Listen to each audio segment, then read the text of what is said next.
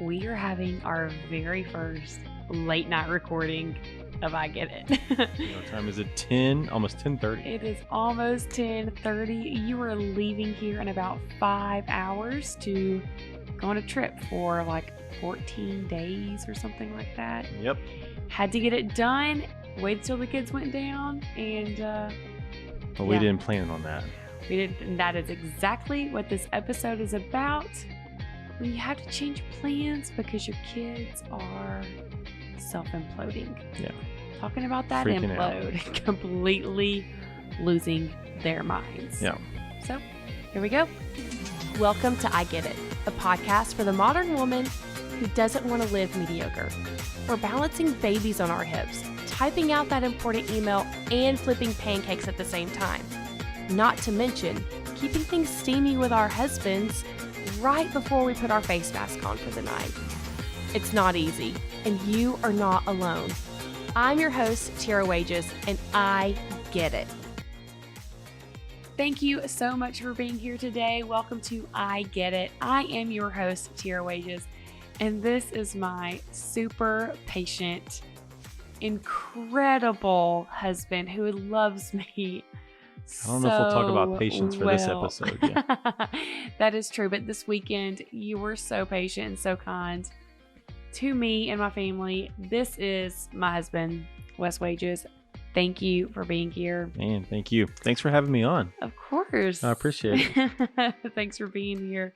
We got back in town this afternoon from 4 days at my parents' house. My little brother got married. And it is just so exciting for him and for our family. And it feels really, really good when your sibling marries somebody that you like genuinely like. Yeah. You know, that she just fits right in with everybody and she balances, you know, your brother or your sister. Like, it's just so awesome to see. And yeah, he won in that relationship. Won the freaking lottery. Yeah. She is incredible. And yeah, it was a great weekend. So it was awesome. And now we are back home. We had planned this afternoon to get in and had our babysitter come, had it all scheduled, and we were going to head to the office to record, to get 2 episodes in. And we pulled in the driveway at the same time. Hold on one moment. We actually had a great drive. We let the kids listen to a podcast. Oh my gosh. The little boys slept. They listened to Story Pirates, which was awesome. Story Pirates is awesome, yeah. And they listened to the whole thing. Yeah, and wanted to listen to it again. It was awesome. Great drive. And Tera and I got to talk. It was like, it was a great drive. It really was ideal. Yeah. Incredible drive. And we pulled into that driveway. Our babysitter pulled in. We got out. And you would have thought that there were missiles flying in the air towards our home. Yeah. I mean, everyone was screaming or talking back or just being defiant, trying to run down the street. Run down the street and say, hey, I'm leaving. That's what, yeah. It was a lot at one time. And it just completely flipped. Please let us know we're not alone in this because we feel very alone right now. It flipped the whole thing upside down, you know, and in that moment, we just made that decision. A lot of times we would just be like, you know, if the baby is crying when we leave, that's fine. He's going to be over in about 10 minutes. Right. But this was like a different level than what is normal. And we were just like, you know what? We will pay you for your time, what you had planned to be here tonight. You just go ahead and go home. We're going to figure this thing out, you know?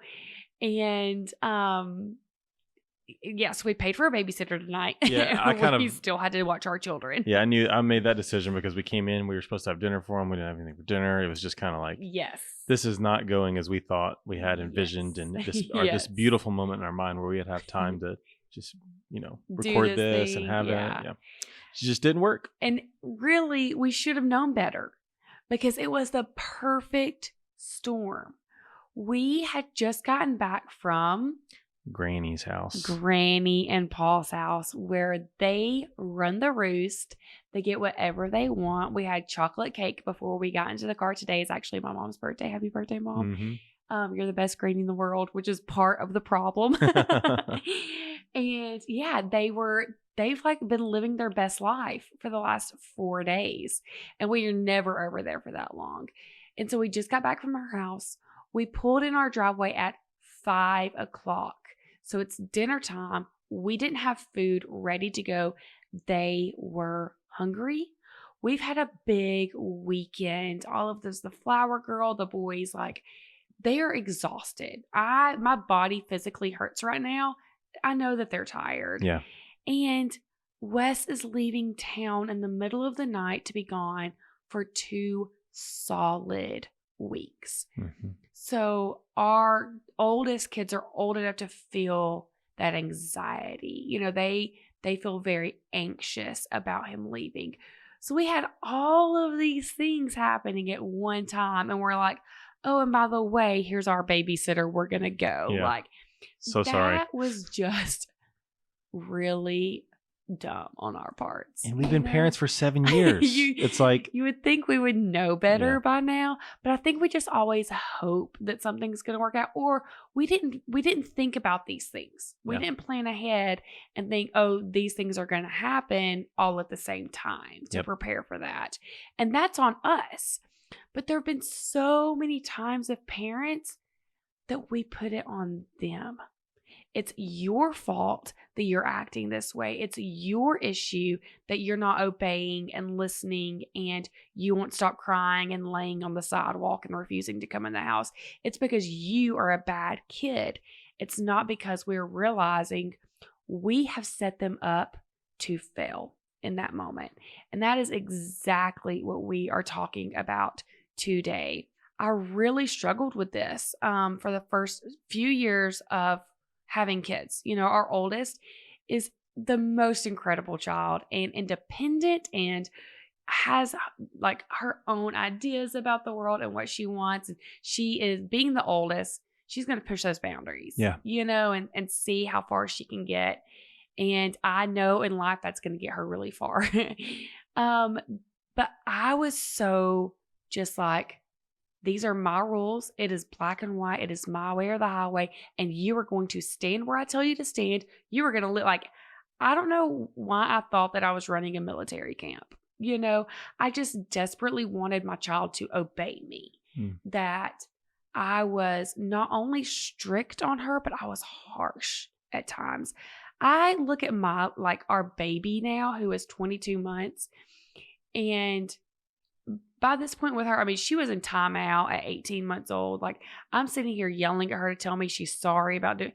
I'm losing my mind on this child that couldn't even talk, really, you know, and communicate with me what her needs were. And I have so much regret on that. I came from a very strict home growing up, and I listened and I obeyed, and I just expected to birth a human, and they do the same thing. You know, just like automatically, the first time I tell you to do something, you are going to do it, or there will be discipline because my children will obey me. And so I was very strict and very harsh, and it just wasn't working, and I couldn't figure out why. And my oldest sister is a child therapist. I mean, it's literally what she does. And she kept telling me, Tera, read the book Whole Brain Child. Read it over and over. And I just completely ignored it. And around the time our child was 5, I was like at wit's end, losing my mind every day because I didn't know what I was doing wrong, and started listening to it. And this book completely changed my perspective of who my child was, how they were processing the world, and how I could help them cope with it. So Isn't it crazy that we always seek out like books and advice in our darkest time almost? Because I remember that moment, you know, I think she was in kindergarten or pre-K, kindergarten, and it was tough. And also we were getting her up at like, you know, 6:30 in the morning every morning. She was exhausted. And it was just a really tough time.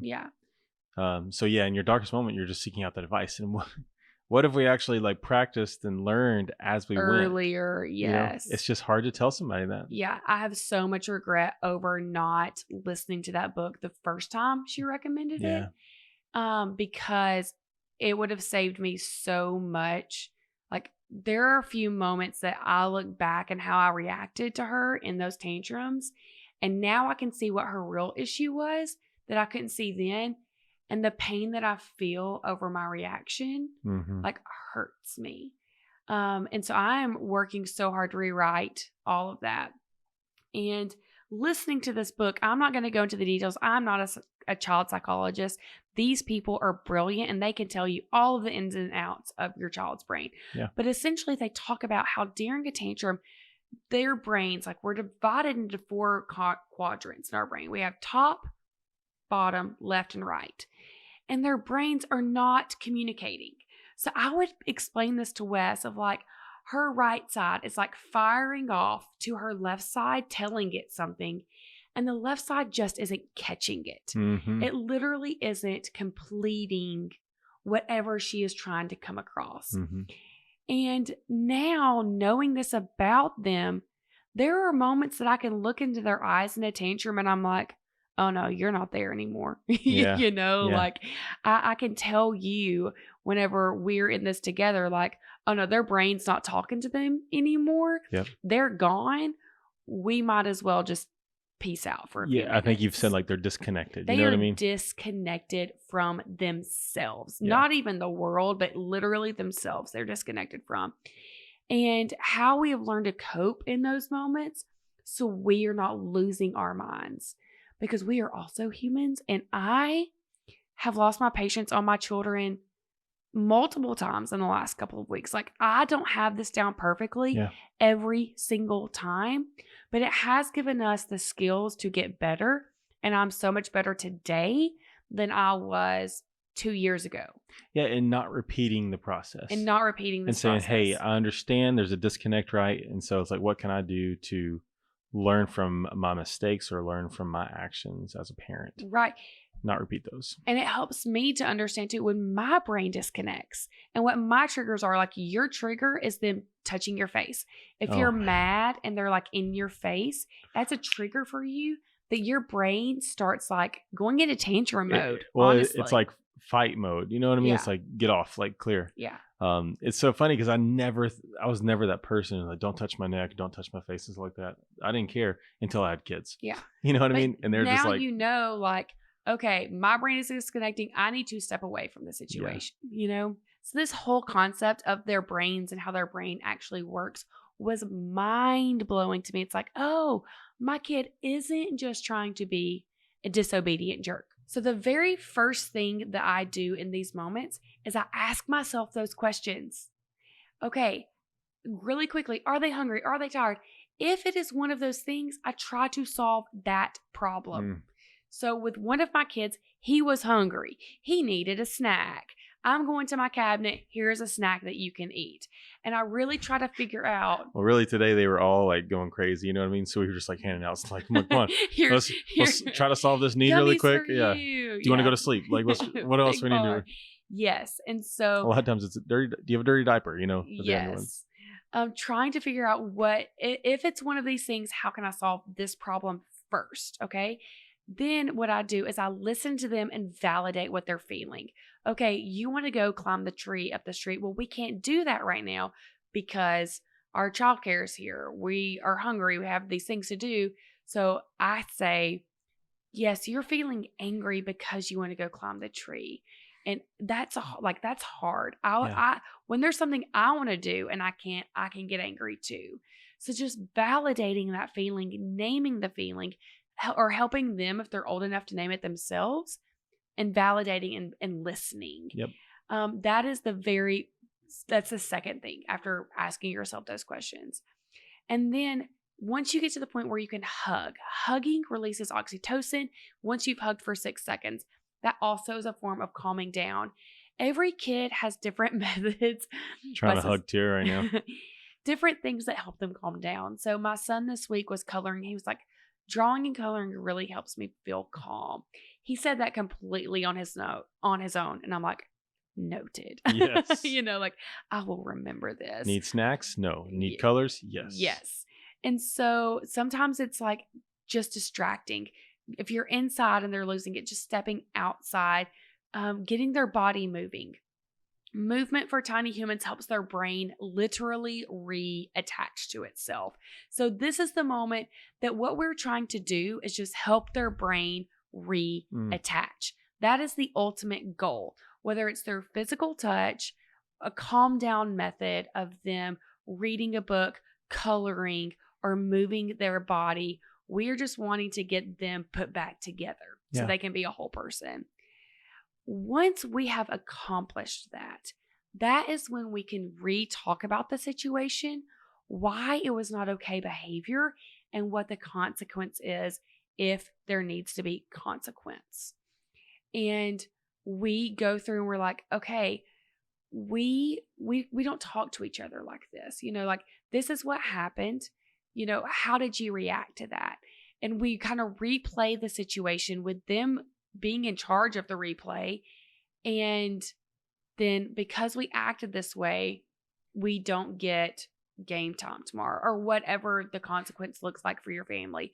But then doing that consequence after helps them to learn how to cope with those things on their own. Yeah. And it totally blows. Like, sometimes we're like, okay, we finally got that thing calmed down. The last thing I want to do is bring it up again. Yeah. But if we Remember that tantrum you just had? Like, let's bring that one up right now. Yeah. And I sometimes will give space once I know, like, okay, they've eaten, they're resting. Even sometimes right before bed when we're in that like unwind time, just like gently mentioning things. Some of our kids respond to that really well in like a super loving way. I don't do consequences that far out, but that is just finding those times where it's like, okay, we're calm, we're reconnected, and you and I as two humans are also reconnected as well. Not rehash, but just like break it down for each other. Otherwise, they will never learn what behavior is okay and what behavior is not okay. Because really with all of this, what we really want our kids to learn is how to regulate their emotions themselves and to see that emotions can change quickly. Just last week, I was on the front porch swing with two of my children, and we had just had a major blowout day. Like, I had lost my temper. They had both lost their tempers. It was terrible. And we were in that moment of, okay, we're re-talking about this. And so I sat down and we went through like, okay, this is where you struggle today. And this is where you struggle today. And then I asked them, what area did mama mess up in? What do I need to learn from today that I could do better? And one of them said that what was hard for them was I had made our daughter sad. The consequence that she had experienced, he was angry with me over that because I made her sad. And she said, yeah, but sometimes I feel sad, but then it'll go away. And in that moment, I was just like, oh my gosh, you get it. Yeah. You have finally caught on to the fact that you can be sad for a short time, and then that feeling will pass. That's hard for adults to understand. It's hard, yeah. And for him, who is almost 2 years younger than her, he's like, yeah, well, I feel angry all the time. And it was hard for me not to be like, yeah, buddy, yeah, you are. But for her, now she's finally reached the point in her growth that she's able to see feelings change. And when I'm angry, it's not forever. And when I'm sad, it's not forever. And it was just like, all this hard work has paid off for at least this one child in this one moment, and that has made it worth it. Yeah. All of these re-talks, and it just really was validating that this is finally working. Yeah. And that it is hard. It is hard when your children's brains are unattached. But I hope now you're able to look at it and identify it. You really can kind of see in their eyes. Like, their eyes literally kind of glaze over. Yeah. And it's like in that moment, their brain just isn't there anymore. And so how can you tell a kid, oh, okay, well, now I'm going to do this, or this is your consequence? They can't even hear you at that point. And so giving the grace, asking yourself the questions, and then listening, validating, and later coming back and giving the consequence for what is needed in that moment is a game changer for everybody. And I hope that it sets me up for the future. Yep. That is the goal. So I hope that this was helpful to some parent out there that thinks their child is demon possessed. Because I felt that way for so long of just like, what am I doing wrong? Yeah. And you are not alone in that. So thank you. And I hope that this was helpful for you, that you felt that way. Thank you so much for being here. And for all of you who have made that extra time to get on and leave us a review, it truly does mean the world to us. And I want to do a very, very special thank you to future sister-in-law. Now sister-in-law. Who is now my sister-in-law. And it is so dang exciting. Thank you so much, Courtney, for this review. And she said, it helps you to see that you're not alone while giving you the motivation to reach for your goals. Because if Tera and Wes can do big things with 4 nuggets running around, you can do it too. It gives you permission to talk about your struggles, fears, and insecurities, and in times gives you new perspectives while giving you a few tools to help you tackle them. She gets it. They get it. Thank you so much to everyone, and especially Courtney. I love you so much. I'm glad that it no longer says future in your title. So now you're going to have to leave another review. Yeah. Update that review, please. No, that is awesome. And yeah, you can follow me at Tera Wages on Instagram if you would like to continue this conversation or have any questions, or you're just having truly a day as a mom that you just feel like you have failed and you are in the trenches. Please message me. I have been there very recently, and you are definitely not alone in that. So life is a little crazy, and there are days that you feel a little crazy, especially when you have a child laying in the floor screaming because their cheese broke. You are not alone. I get it. I get that too. Be happy and love each other. Yeah. Peace.